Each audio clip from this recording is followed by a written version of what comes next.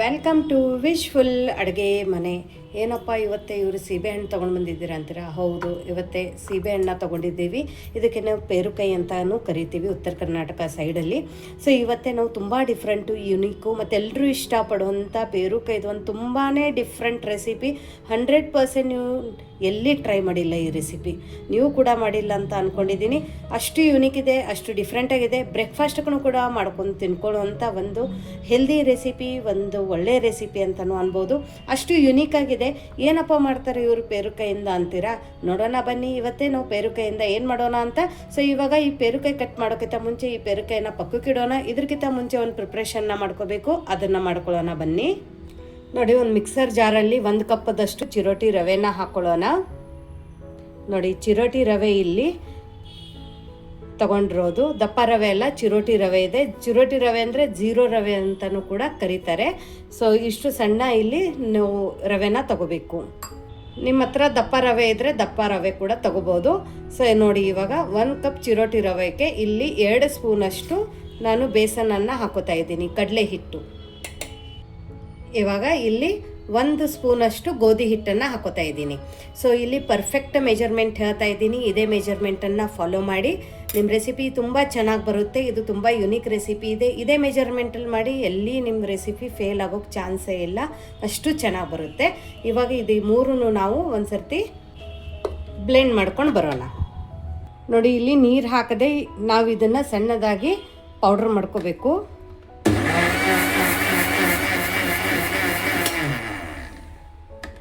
ನೋಡಿ, ಇವಾಗ ಈ ಥರ ಪುಡಿಯಾಗಿರುತ್ತಲ್ಲ, ನೋಡಿ ಈ ಥರ ಸಣ್ಣದಾಗಿ ಪುಡಿಯಾಗಿರುತ್ತೆ. ನೀವು ದಪ್ಪ ರವೆ ತೊಗೊಂಡ್ರೆ ಒಂದು ಸ್ವಲ್ಪ ಜಾಸ್ತಿ ಹೊತ್ತು ತಿರುಗಿಸ್ಬೇಕಾಗತ್ತೆ, ಸಣ್ಣ ರವೆ ತೊಗೊಂಡ್ರೆ ಬೇಗ ಪುಡಿ ಆಗುತ್ತೆ. ಇವಾಗ ನಾನು ಇದು ರುಬ್ಬೋದು ಯಾಕೆ ತೋರಿಸ್ತಾ ಇದ್ದೀನಿ ಅಂದರೆ, ಇವತ್ತಿಂದ ಈ ರೆಸಿಪಿಗೆ ಇದು ರುಬ್ಬೋದೇ ಮೇನ್ ಅಂತ ಅನ್ಬೋದು.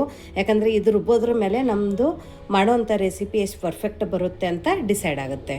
ಸೊ ನೋಡಿ, ಇವಾಗ ಸ್ವಲ್ಪ ನೀರು ಹಾಕ್ಕೊಂಡು ರುಬ್ಬಬೇಕು.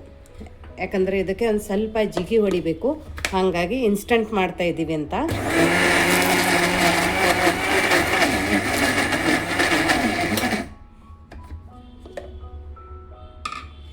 ನೋಡಿ, ಈ ಥರ ಆದಾಗ ಮತ್ತೆ ಒಂದು ಸ್ವಲ್ಪ ನೀರು ಹಾಕೋಬೇಕು,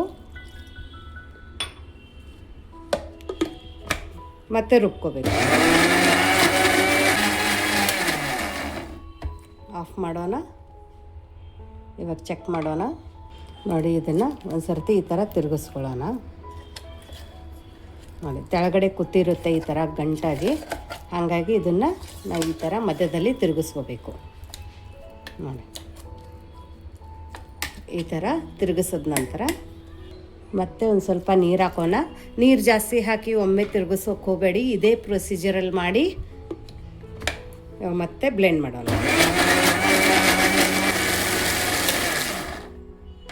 ಮತ್ತೆ ತೆಗೆಯೋಣ. ಒಂದು ಸರ್ತಿ ಈ ಥರ ಚೆಕ್ ಮಾಡೋಣ, ಗಂಟು ಎಲ್ಲಿ ಉಳಿಬಾರ್ದು. ಬಟ್ ಹಿಟ್ಟು ನೋಡಿ, ಇಲ್ಲಿ ಇನ್ನೂ ಫ್ಲಫಿ ಆಗಿಲ್ಲ.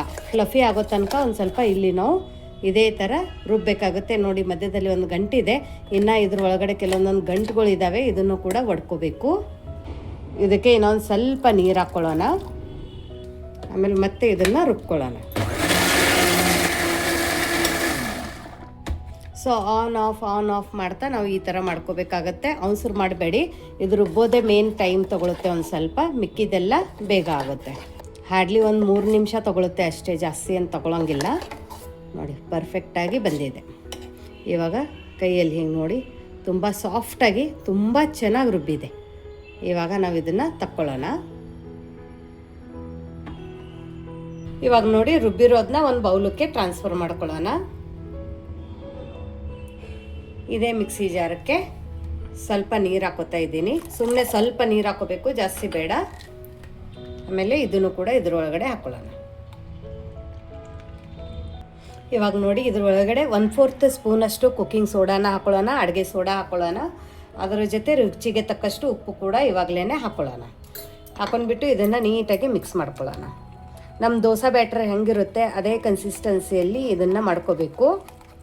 ನಮ್ಮ ಕುಕ್ಕಿಂಗ್ ಸೋಡಾ ಬೇಡ, ನಾವು ತಿನ್ನಂಗಿಲ್ಲ ಅಂದರೆ ನೀವು ಏನು ಮಾಡಬೇಕಂದ್ರೆ ಒಂದು ಅರ್ಧ ಗಂಟೆ ನೆನೆಸಿಟ್ಬಿಟ್ಟು ಯೂಸ್ ಮಾಡ್ಕೋಬೋದು. ಬಟ್ ನಾವು ಇನ್ಸ್ಟಂಟಾಗಿ ಮಾಡೋದ್ರಿಂದ ಇಲ್ಲಿ ನಾನು ಅಡುಗೆ ಸೋಡಾನ ಬಳಸಿದ್ದೀನಿ. ಇವಾಗ ನೋಡಿ, ಇದು ನೀಟಾಗಿ ಮಿಕ್ಸ್ ಆಗಿದೆ, ಪರ್ಫೆಕ್ಟ್. ಇದ್ರ ಮೇಲ್ಗಡೆ ಲಿಡ್ಡನ್ನು ಮುಚ್ಚಿ ಇದನ್ನು ಪಕ್ಕಕ್ಕೆ ಇಡೋಣ. ನೋಡಿ ಇಲ್ಲಿ ಒಂದು ಬೌಲ್ ತೊಗೊಂಡಿದ್ದೀನಿ. ನೀವು ಡೈರೆಕ್ಟ್ ಮಿಕ್ಸರ್ ಜಾರಲ್ಲಿ ಕೂಡ ಹಾಕೋಬಹುದು. ಇಲ್ಲಿ ನೋಡಿ ಹಸಿ ಕೊಬ್ಬರಿನ ತೊಗೊಂಡಿದ್ದೀನಿ. ಹಸಿ ಕೊಬ್ಬರಿ ಜೊತೆ 1 ಕಪ್ ಹಸಿ ಕೊಬ್ಬರಿಗೆ 1/4 ಕಪ್ ಆದಷ್ಟು ಹುರ್ಗಡ್ಲೆನ ಹಾಕೋತಾ ಇದ್ದೀನಿ, ಅಂದರೆ ಫುಟಾಣಿ. ಆಮೇಲೆ ಎಷ್ಟು ಹುರ್ಗಡ್ಲೆ ಇದೆ ಅಷ್ಟೇ ಹುರಿದಿರೋದು ಕಡಲೆ ಬೀಜನ ಹಾಕೋತಾ ಇದ್ದೀನಿ. ನೋಡಿ ಹುರಿದಿರೋದು ಇದೆ ಕಡಲೆ ಬೀಜ. ನಾನು ಸಿಪ್ಪೆ ತೆಗ್ದಿಲ್ಲ, ಡೈರೆಕ್ಟಾಗಿಯೇ ಹಾಕೋತಾ ಇದ್ದೀನಿ. ಬೇಕಂದರೆ ಸಿಪ್ಪೆ ತೆಗೆದು ಹಾಕೋಬೋದು. ಇದಕ್ಕೇನೆ ಒಂದು ಸ್ವಲ್ಪ ಕೊತ್ತಂಬರಿ ಸೊಪ್ಪು ಹಾಕ್ಕೊಳ್ಳೋಣ. ಖಾರಕ್ಕೆ ಹಸಿಮೆಣಸಿನ್ಕಾಯಿ ಹಾಕ್ಕೊಳ್ಳೋಣ. ಸ್ವಲ್ಪ ಶುಂಠಿ ಹಾಕ್ಕೊಳ್ಳೋಣ. ಸ್ವಲ್ಪ ಬೆಳ್ಳುಳ್ಳಿ ಹಾಕ್ಕೊಳ್ಳೋಣ. ಆಮೇಲೆ ರುಚಿಗೆ ತಕ್ಕಷ್ಟು ಉಪ್ಪು. ಇವತ್ತಿಂದು ಈ ಚಟ್ನಿಗೆ ಮೇನ್ ಇಂಗ್ರೀಡಿಯೆಂಟ್ಸ್ ಅಂದರೆ ಇಲ್ಲಿ ನಾನು 1-2 ಸ್ಪೂನಷ್ಟು ಮೊಸರನ್ನು ಹಾಕೋತಾ ಇದ್ದೀನಿ. ಫ್ರೆಶ್ ಮೊಸರು. ಹುಳಿ ಇದೆ ಅಂದರೆ 1 ಸ್ಪೂನ್ ಹಾಕ್ಕೊಳ್ಳಿ. ಇವಾಗ ಇದೆಲ್ಲನೂ ನಾವು ನೋಡಿ ಇದನ್ನು ಈ ಥರ ರುಬ್ಕೊಂಡು ಬಂದಿರೋದು. ಇಷ್ಟು ಸಣ್ಣದಾಗಿ ರುಬ್ಕೊಂಡು ಬಂದಿದ್ದೀನಿ. ಚಟ್ನಿ ಯಾವ ಥರ ಇರುತ್ತೆ ಆ ಥರ, ನಿಮಗೆ ಯಾವ ಥರ ಬೇಕೋ ಆ ಥರ ಇಲ್ಲಿ ನೀವು ರುಬ್ಕೋಬೋದು. ಇನ್ನೊಂದು ಸ್ವಲ್ಪ ತಿಳು ಬೇಕಂದರೆ ತಿಳುವೂ ರುಬ್ಕೋಬೋದು. ಬಟ್ ಇವತ್ತಿಂದ ಈ ನಮ್ಮ ರೆಸಿಪಿಗೆ ಇದು ಪರ್ಫೆಕ್ಟ್ ಕಾಂಬಿನೇಷನ್ ಇದೆ. ಹಾಗಾಗಿ ಈ ಥರ ಮಾಡ್ಕೊಂಡಿರೋದು. ಮೊಸರು ತಿನ್ನಲ್ಲ ಅನ್ನೋರು ಮೊಸರನ್ನು ಸ್ಕಿಪ್ ಮಾಡಿ ಅದ್ರ ಬದಲಾಗಿ ಹುಣಸೆ ಹಣ್ಣು ಯೂಸ್ ಮಾಡ್ಬೋದು ಅಥವಾ ಲಿಂಬೆ ರಸನ ಹಾಕೋಬೋದು. ಸೊ ಇವಾಗ ನೋಡಿ ಇದು ನಮ್ಮ ಚಟ್ನಿ ರೆಡಿ ಇದೆ. ಇದ್ರ ಮೇಲ್ಗಡೆ ಮುಚ್ಚಿಬಿಟ್ಟು ಪಕ್ಕಕ್ಕಿಡೋಣ. ಇಲ್ಲಿ ನೋಡಿ 1 ಸೀಬೆ ಹಣ್ಣನ್ನು ನಾನು ತೊಳೆದ್ಬಿಟ್ಟು ತೊಗೊಂಡಿದ್ದೀನಿ. ಇದ್ರ ಮುಂದಿನ ಭಾಗ ಮತ್ತು ಹಿಂದಿನ ಭಾಗನ ತಕ್ಕೊಳ್ಳೋಣ. ಇವಾಗ ಇಲ್ಲಿ ತುರಿಯೋದಿರುತ್ತಲ್ಲ, ಈ ತುರಿಯೋದನ್ನು ತಗೊಂಡು ಇಲ್ಲಿ ನಾವು ಈ ಸೀಬೆ ಹಣ್ಣನ್ನು ತುರ್ಕೊಳ್ಳೋಣ. ತುಂಬ ಸಾಫ್ಟ್ ಇರೋದನ್ನು ತಗೋಬೇಡಿ ಮತ್ತು ತುಂಬ ಜಾಸ್ತಿ ಬೀಜ ಇರೋದನ್ನು ಕೂಡ ತಗೋಬೇಡಿ. ನೋಡಿ ಈ ಥರ ತುರ್ಕೊಳ್ಳಿ. ಸುತ್ತ ಸುತ್ತ ಎಲ್ಲ ತುರ್ಕೊಳ್ಳಿ. ಅಂದರೆ ಬೀಜ ಏನಾಗುತ್ತೆ ಮಧ್ಯದಲ್ಲಿ ಇದೇ ಥರ ಉಳ್ಕೊಂಡು ಬಿಡುತ್ತೆ. ತುರಿಯೋದ್ರಲ್ಲಿ ಬೀಜ ಬಂದರೆ ತಕೊಂಡು ಬಿಡೋಣ. ನೋಡಿ ಈ ಥರ ತಿರುಗಿಸ್ತಾ ಇಲ್ಲಿ ನಾವು ತುರ್ಕೋಬೇಕು. ಕೆಲವೊಬ್ರು ಏನಂತಾರೆ ತುರ್ಕೊಂಡಿದ್ರೆ ಬೀಜ ಬರುತ್ತೆ ಮಧ್ಯದಲ್ಲಿ ಅಂತ. ನೋಡಿ ಬೀಜ ಎಲ್ಲ ಹಂಗೆ ಉಳ್ಕೊಂಡಿದೆ.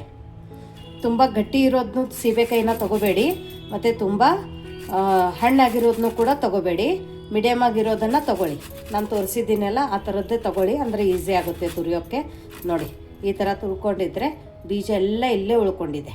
ನೋಡಿ ಎಷ್ಟು ಚೆನ್ನಾಗಿ ಬಂದಿದೆ, ನೀಟಾಗಿ ತುರ್ಕೊಂಡಿದ್ದೀವಿ. ಇವಾಗ ಈ ತುರಿದಿರೋದನ್ನ ನಾವು ತೊಗೊಂಡ್ಬಿಟ್ಟು ಇಲ್ಲೇನೋ ರವೆ ನೆನೆಸಿಟ್ಟಿದ್ವಲ್ಲ ಇದ್ರ ಒಳಗಡೆ ಹಾಕ್ಕೊಳ್ಳೋಣ. ನೀವು ಫ್ಲೇವರನ್ನು ನೋಡಿಬಿಟ್ಟು ಹಾಕೋಬಹುದು. ನಾವು ತುರಿದಿರೋದು ಪೂರ್ತಿ ಒಂದು ಸೀಬೆ ಹಣ್ಣನ್ನು ಇದ್ರ ಒಳಗಡೆ ಹಾಕ್ಕೊಂಡಿದ್ದೀನಿ, ಪೇರುನ ಹಾಕ್ಕೊಂಡಿದ್ದೀನಿ. ಇವಾಗ ಇದೆಲ್ಲನೂ ನೀಟಾಗಿ ಮಿಕ್ಸ್ ಮಾಡ್ಕೊಳ್ಳೋಣ. ತುಂಬ ಸಖತ್ತಾಗಿ ಫ್ಲೇವರ್ ಕೊಡುತ್ತೆ, ತುಂಬ ಸಖತ್ತಾಗಿ ಟೇಸ್ಟ್ ಕೊಡುತ್ತೆ. ಹುಳಿ ರುಚಿ ತುಂಬ ಚೆನ್ನಾಗಿರುತ್ತೆ ಇದ್ರ ಫ್ಲೇವರು. ಒಂದು ಸರ್ತಿ ಖಂಡಿತ ಟ್ರೈ ಮಾಡಿ.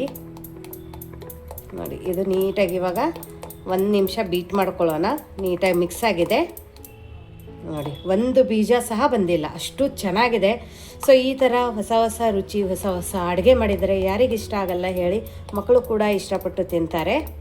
ನೋಡಿ ಈ ಥರ ಬೀಟ್ ಮಾಡ್ಕೊಂಡ ನಂತರ ಇವಾಗ ಒಂದು ಸೌಟನ್ನು ತೊಗೊಂಡ್ಬಿಟ್ಟು ನೋಡಿ ಇಲ್ಲಿ ದೋಸೆ ತವೆ ಕಾಯಕ್ಕೆ ಇಟ್ಕೊಂಡಿರೋದು. ಇದರ ಮೇಲ್ಗಡೆ ಒಂದು ಸ್ವಲ್ಪ ಎಣ್ಣೆ ಹಾಕ್ಕೊಳ್ಳೋಣ. ಆಮೇಲೆ ಎಣ್ಣೆ ಹಾಕಿ ಇದನ್ನು ಒರೆಸ್ಕೋಬೇಕು. ಅವಾಗ ದೋಸೆ ತುಂಬ ಚೆನ್ನಾಗಿ ಬರುತ್ತೆ. ಇಲ್ಲಿ ನಾನು ಕಬ್ಬಿಣದ ತವೆನೇ ಯೂಸ್ ಮಾಡ್ತಾ ಇದ್ದೀನಿ. ಕಬ್ಬಿಣದ ತವೆನೇ ನಾವು ದೋಸೆ ತವೆ ಥರ ಈ ಥರ ರೆಡಿ ಮಾಡ್ಕೊಂಡು ಇಟ್ಕೊಂಡಿದ್ದೆ. ನಿಮ್ಮ ಮನೆಯಲ್ಲಿ ಯಾವ ಥರ ಇದೆ ದೋಸೆ ತವೆ ಅದನ್ನು ಯೂಸ್ ಮಾಡ್ಕೊಳ್ಳಿ. ಇವಾಗ ನೋಡಿ ಒಂದು ಸೌಟ್ ದೋಸೆ ಹಿಟ್ಟನ್ನು ಹಾಕ್ಕೊಂಡು ನಿಮ್ಗೆ ಎಷ್ಟು ತಿಳು ಬೇಕು ಅಷ್ಟು ತಿಳು ಹಾಕೋಬೋದು. ನೋಡಿ ನಾನು ಎಷ್ಟು ತಿಳುವಾಗಿ ಹಾಕ್ಕೊಂಡಿದ್ದೀನಿ, ತುಂಬ ಚೆನ್ನಾಗಿ ಬರುತ್ತೆ. ಇವಾಗ ಫ್ಲೇಮನ್ನು ಮೀಡಿಯಮ್ ಫ್ಲೇಮಲ್ಲಿ ಇಟ್ಕೊಳ್ಳೋಣ. ಆಮೇಲೆ ಸ್ವಲ್ಪ ಎಣ್ಣೆ ಹಾಕ್ಕೊಳ್ಳೋಣ. ಸೋಡಾ ಬೇಡ ಅಂದರೆ ಸ್ಕಿಪ್ ಮಾಡ್ಕೋಬೋದು. ಸೀಬೆಹಣ್ಣೆಂದು ಇದೊಂದು ಡಿಫ್ರೆಂಟ್ ರೆಸಿಪಿ ಅನ್ಬೋದು, ಯುನೀಕ್ ರೆಸಿಪಿ ಅನ್ಬೋದು. ನೋಡಿ ಮೀಡಿಯಮ್ ಫ್ಲೇಮಲ್ಲಿ ನಿಧಾನಕ್ಕೆ ಬೇಯಿಸ್ಕೊಳ್ಳೋಣ. ತಾನೇ ಹೇಳ್ತಾ ಇದೆ ನೋಡಿ ದೋಸೆ. ಇವಾಗ ತಿರುಗಿಸ್ಕೊಳ್ಳೋಣ. ವಾವ್, ಇವಾಗ ಇದನ್ನು ತಿರುಗಿಸ್ಕೊಳ್ಳೋಣ. ಪರ್ಫೆಕ್ಟ್, ತುಂಬ ಚೆನ್ನಾಗಿದೆ. ಇವಾಗ ಉರಿನ ಲೋ ಫ್ಲೇಮಲ್ಲಿ ಇಟ್ಕೊಂಡು ಇದನ್ನು ತಕ್ಕೊಳ್ಳೋಣ. ನೋಡಿ ಚೆನ್ನಾಗಿ ಬಂದಿದೆ. ನೋಡಿ ಇನ್ನೊಂದು ದೋಸೆ ಹಾಕೋಕ್ಕಿಂತ ಮುಂಚೆ ಈ ಥರ ಒಂದು ಸ್ವಲ್ಪ ನೀರನ್ನು ಹೊಡೆದ್ಬಿಟ್ಟು ದೋಸೆ ತವೆನ ಒರೆಸ್ಕೊಳ್ಳಿ. ಯಾಕಂದರೆ ತೆಳಗಡೆ ಎಣ್ಣೆ ಜಾಸ್ತಿ ಇರೋದ್ರಿಂದ ನಮ್ಮ ದೋಸೆ ಚೆನ್ನಾಗಿ ಬರೋಂಗಿಲ್ಲ. ಮತ್ತು ತವಿ ಕೂಡ ತುಂಬ ಜಾಸ್ತಿ ಬಿಸಿಯಾಗಿರುತ್ತಲ್ಲ, ಹಾಗಾಗಿ ಇವಾಗ ಮತ್ತೆ ಒಂದು ದೋಸೆ ಹಾಕ್ಕೊಂಡು ಮತ್ತೆ ನಿಧಾನಕ್ಕೆ ತಿರುಗಿಸ್ಕೊಳ್ಳೋಣ. ಎಷ್ಟು ದೊಡ್ಡದು ಬೇಕು ಅಷ್ಟು ದೊಡ್ಡದು ಹಾಕೋಬಹುದು. ನೋಡಿ ಇವಾಗ ಉರಿನ ಮೀಡಿಯಮ್ ಫ್ಲೇಮಲ್ಲಿ ಇಟ್ಕೊಳ್ಳೋಣ. ಸ್ವಲ್ಪ ಎಣ್ಣೆ ಹಾಕ್ಕೊಳ್ಳೋಣ. ನೋಡಿ ಸೀಬೆಹಣ್ಣು ಹಾಕಿದ್ರು ನಮ್ಮ ದೋಸೆ ಹಾಕಬೇಕಾದ್ರೆ ಎಲ್ಲಿ ತೊಂದರೆ ಆಗಿಲ್ಲ ನಮಗೆ. ಅಷ್ಟು ನಿಧಾನಕ್ಕೆ ಅಷ್ಟು ಚೆನ್ನಾಗಿ ದೋಸೆ ಬಂದಿದೆ, ಇಲ್ಲಿ ನೀವು ನೋಡ್ಬೋದು. ಸೊ ನಿಮಗೆ ಈ ರೆಸಿಪಿ ಗೊತ್ತಿತ್ತಾ, ಸೀಬೆಹಣ್ಣಿನ ದೋಸೆ ಈ ಥರ ಮಾಡಬೇಕು ಅಂತ? ಗೊತ್ತಿಲ್ಲ ಅಂದರೆ ಟ್ರೈ ಮಾಡಿ, ಗೊತ್ತಿದ್ದರೆ ಕಮೆಂಟ್ ಹಾಕಿ, ಮತ್ತು ಇದ್ರೊಳಗಡೆ ಯಾವ ಇಂಗ್ರೀಡಿಯೆಂಟ್ಸ್ ಹಾಕ್ತೀರಂತನೂ ನಮಗೆ ಕಮೆಂಟ್ ಮೂಲಕ ತಿಳಿಸೋದನ್ನು ಮರಿಬೇಡಿ. ಇವಾಗ ತಿರುಗಿಸಿದ ನಂತರ ಫ್ಲೇಮನ್ನು ನಾನು ಹೈ ಫ್ಲೇಮಲ್ಲಿ ಇಟ್ಕೊಂಡಿದ್ದೀನಿ. ಇದನ್ನು ಕೂಡ ಚೆನ್ನಾಗಿ ಬೈದಿರುತ್ತೆ ನೋಡಿ. ಇವಾಗ ಇದನ್ನು ಕೂಡ ನಾವು ತಕ್ಕೊಳ್ಳೋಣ ಈ ಥರ. ಪರ್ಫೆಕ್ಟ್ ನೋಡಿ, ಬಿಸಿ ಬಿಸಿ ಸೀಬೆಹಣ್ಣಿನ ದೋಸೆ ಅಷ್ಟೇ ಸಾಫ್ಟ್ ಇದೆ. ಚಪಾತಿನೂ ಸಾಫ್ಟ್ ಇರೋಂಗಿಲ್ಲ, ಅಷ್ಟು ಸಾಫ್ಟ್ ಆಗಿದೆ. ನಿಮ್ಮ ಕ್ರಿಸ್ಪಿ ಬೇಕಂದರೆ ಇದ್ರೊಳಗಡೆ ಇನ್ನೊಂದು ಸ್ವಲ್ಪ ಅಕ್ಕಿ ಹಿಟ್ಟನ್ನು ಮಿಕ್ಸ್ ಮಾಡ್ಕೋಬೋದು. ಬಟ್ ನೋಡಿ, ಬಾಯಲ್ಲಿ ಹಲ್ಲಿಲ್ಲ ಅನ್ನೋರ್ನು ಕೂಡ ಈ ಥರ ಮಾಡ್ಕೊಂಡು ತಿನ್ಬೋದು. ಯಾರೂ ಅನ್ನೋದೇ ಇಲ್ಲ ಇದು ಸೀಬೆಹಣ್ಣಿಂದ ನಾವು ಈ ಥರ ದೋಸೆನ ಮಾಡ್ಬೋದು ಅಂತ ಹೇಳ್ಬಿಟ್ಟು ಇವಾಗ ನಾವು ಇದನ್ನು ಸರ್ವ್ ಮಾಡೋಣ. ನೋಡಿ, ಬಿಸಿ ಬಿಸಿ ಸೀಬೆಹಣ್ಣಿನ ದೋಸೆ ಜೊತೆ ಮೊಸರು ಹಾಕ್ಕೊಂಡು ಮಾಡಿಕೊಂಡ್ರು ಅಂತ ತೆಂಗಿನಕಾಯಿ ಚಟ್ನಿ. ವಾವ್, ಸೂಪರ್ ಸಾಫ್ಟ್ ಅಂತ ಅನ್ಬೋದು, ಚಪಾತಿಗಿಂತನೂ ಸಾಫ್ಟ್ ಅನ್ಬೋದು. ನೋಡಿ, ಚಪಾತಿಗೂ ಹಿಂದೆ ಹಾಕೋತೆ ಈ ದೋಸೆ. ಇಷ್ಟು ಚೆನ್ನಾಗಿದೆ ನೋಡಿ, ತುಂಬ ಚೆನ್ನಾಗಿದೆ, ತುಂಬ ಸಾಫ್ಟಾಗಿದೆ. ಯಾರೂ ಅನ್ನೋದೇ ಇಲ್ಲ ಇದು ದೋಸೆ ಇದೆ ಅಂತ, ಅಷ್ಟು ಚೆನ್ನಾಗಿದೆ. ನಿಮ್ಮ ಬಾಯಲ್ಲಿನೂ ನೀರು ಬರ್ತಾ ಇದ್ದರೆ ಕಮೆಂಟ್ ಹಾಕಿ, ಒಂದು ಲೈಕ್ ಕೊಡೋದನ್ನು ಕೂಡ ಮರಿಬೇಡಿ. ನಾನು ಟೇಸ್ಟ್ ಮಾಡ್ತೀನಿ, ವೇಟ್ ಆಗ್ತಾಯಿಲ್ಲ ನನಗೆ. Wow, just wow recipe. ಒಳಗಡೆ ಸೀಬೆಹಣ್ಣು ಹಾಕಿದ್ದೀವಿ ಅಂತಲೇ ಗೊತ್ತಾಗ್ತಾಯಿಲ್ಲ. ಸೊ ಸೀಬೆಹಣ್ಣಿಂದ ಇದು ಒಂದು ದೋಸೆ ರೆಸಿಪಿ, ಟ್ರಸ್ಟ್ ಮಾಡಿ. 100% ಹೇಳ್ತಾ ಇದ್ದೀನಿ ನಾನು ನಿಮಗೆ. ಅದ್ರ ಒಳಗಡೆ ಸೀಬೆಹಣ್ಣು ಹಾಕಿದ್ದೀನಿ ಅಂತಲೇ ಗೊತ್ತಾಗ್ತಾಯಿಲ್ಲ, ಅಷ್ಟು ಚೆನ್ನಾಗಿ ಫ್ಲೇವರ್ ಇದೆ. ವಾವ್, ಏನು ರೆಸಿಪಿ ಆಗಿದೆ ಅಂತೀರಾ? ಸೊ ಈ ರೆಸಿಪಿನ ಟ್ರೈ ಮಾಡೋದನ್ನು ಮರಿಬೇಡಿ.